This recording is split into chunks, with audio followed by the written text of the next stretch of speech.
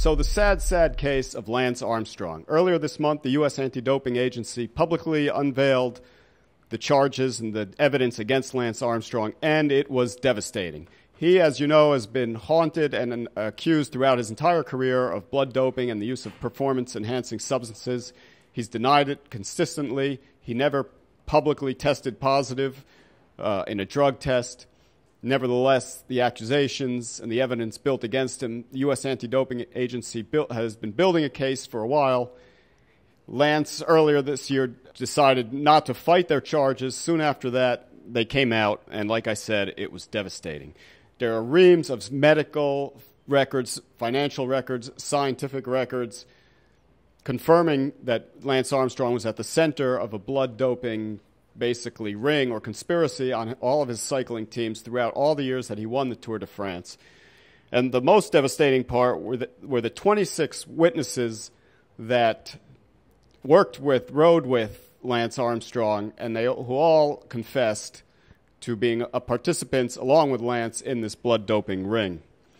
One of the best defenses that Lance Armstrong had all these years was that if such a high-profile athlete had been doing blood doping or taking performance-enhancing substances and evading all those tests, it would have had to be a large conspiracy involving many people, and someone at some point would have had to talk. And for all those years, no one spoke up, no one talked until now. It turns out it was a very large conspiracy. The entire team and many support people were involved. And now, in this investigation from USADA, they finally all did speak. The worst part of this for Lance is that some of the senior riders in U.S. cycling, some of the most respected, like George Hincapie and Levi Leipheimer, they came out, they admitted that they used, or they participated in the blood doping, and they participated in the Lance Armstrong conspiracy on all of his teams. So there's no more doubt, as if anybody had any before, that Lance Armstrong's his entire successful professional career has now clouded. It's now gone. I mean, he didn't earn fairly and squarely any of those titles that he won. To update to today's news, now the sponsors are backing out. Nike terminated its contract with Lance Armstrong. Anheuser-Busch announced that they will soon terminate. I mean, Nike sticks with athletes. They stuck with Tiger Woods and Kobe Bryant through their disgraces.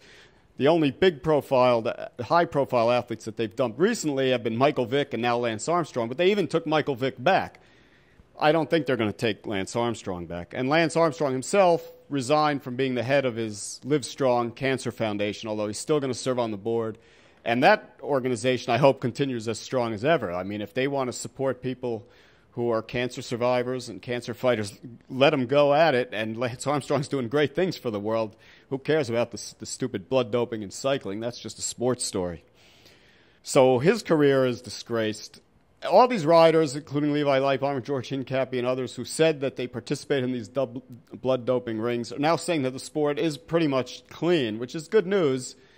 Now that the sport actually means something, though I've probably lost interest in watching it because my skepticism is way too high to really believe that any of what I'm seeing on TV is real.